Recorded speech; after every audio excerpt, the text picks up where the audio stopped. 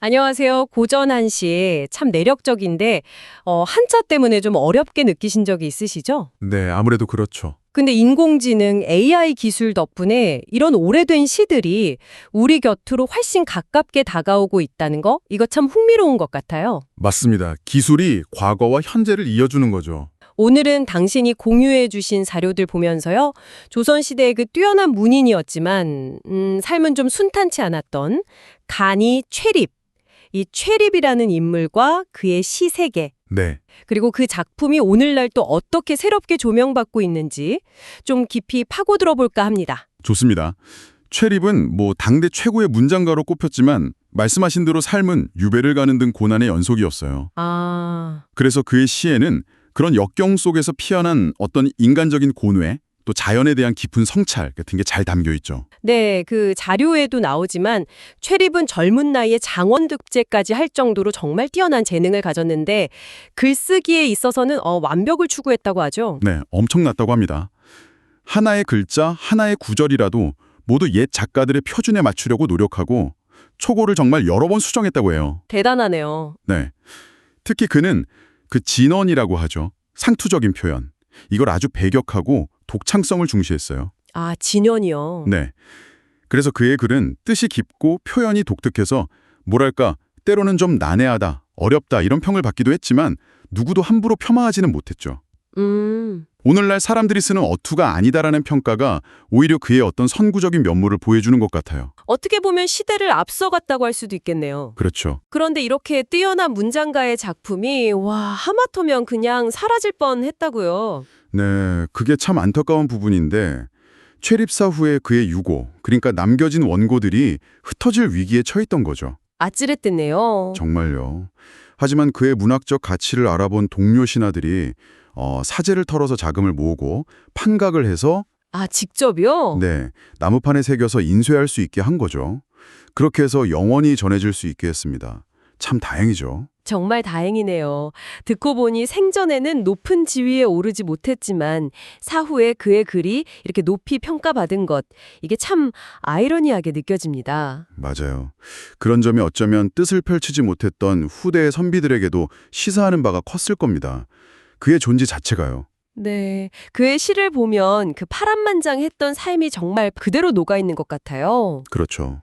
자료에 나온 나라의 안위 같은 시에서는 위태로운 국가 현실이나 무능한 관리들을 비판하면서 어떤 지식인으로서의 책임감 같은 게 느껴졌고요. 네, 그런 면모가 강했죠. 반면에 은둔의 꿈 같은 시에서는 또 자연 속에서 자유롭게 살고 싶은 마음이랑 그래도 현실적인 문제나 책임감 사이에서 갈등하는 모습, 이게 참 인간적으로 다가오더라고요. 맞습니다. 또 쫓겨난 선비나 귀향의 시작 같은 시대를 보면 유배지에서의 그 절망감, 또 지난날에 대한 후회 같은 감정들이 정말 절절하게 느껴지죠.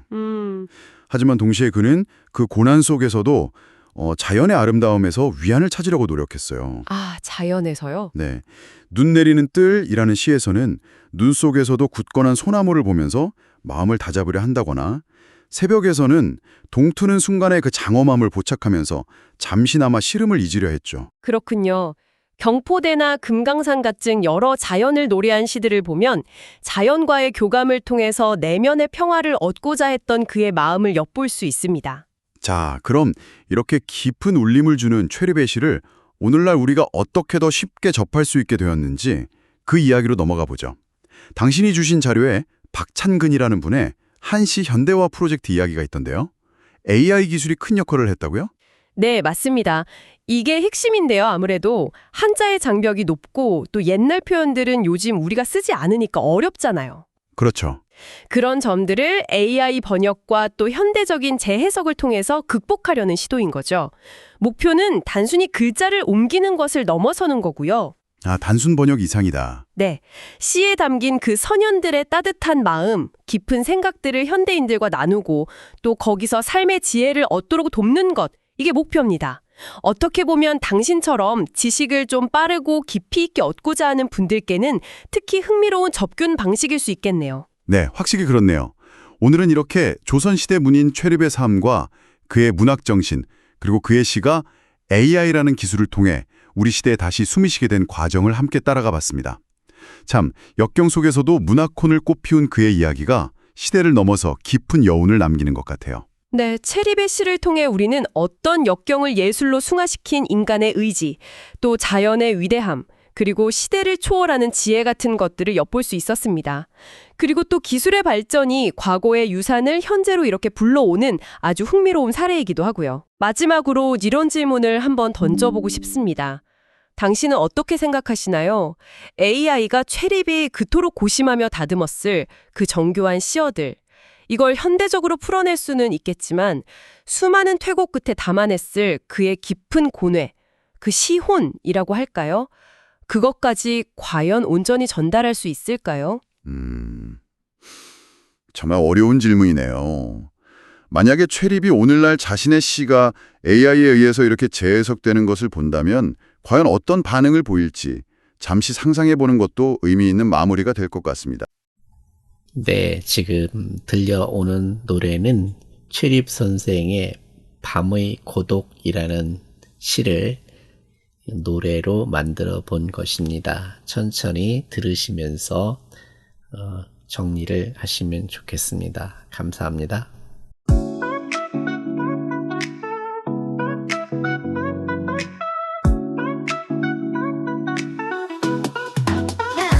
밤의 고독 빨리 떨어진 나그네 회포 천리처럼 멀고 먼데 스스로 나는 가을 날 중간에 속한 밤이로다 적막한 마을에 다름지고 어딘가 들리는 가끔이 소리 도구에 밀물이 드니 발전에 녹아 또 흔들흔들 병든 몸이 챙기느라 벌써 두툼한 숨을 쉰대 흉년이라 먹지도 못해 나무꾼 일도 쉬어야겠네 완벽히 미안 등불 아래 창문 열고 바라보니 하늘 저편 창망하게 떠오르는 새벽 햇빛 달빛이 칵 재미 연맹미게 개선이원 3분 정진 2분 정 3분 추일 2분 소 서물하기 옷도 요향 요향 손정월랑 진유향 진유향 싱가우라 조사 알마 여기 흠포조 생노우요 윤병진 이혼진 슈 연병진의 혼경서 유홍무식 요효초 의원무식 요효초 산당분 백두산법 간장등 반벽 주창간 모습 청망자 진유향 진가우라 초성 알러여 유금포조 생노우요 윤병진 이혼진 슈 연병진의 혼경서 유홍무식 요효초 우황무식 요효초 산등 밖에 끌마도 간장등 반벽 주창간 하지고 모습 청망자 세교 서색 청망제 연료 햇리 떨어진 나그네 회포 천리처럼 멀고 먼데 스스로 나는 가을 날 중간에 속한 밤이로다 적막한 마을에 다름지고 어딘가 들리는 가끔이 소리 인간 포구에 밀물이 넘나드니 발전에 녹아 또 흔들흔들 병든 몸이 챙기느라 벌써 두툼한 숨을 쉰대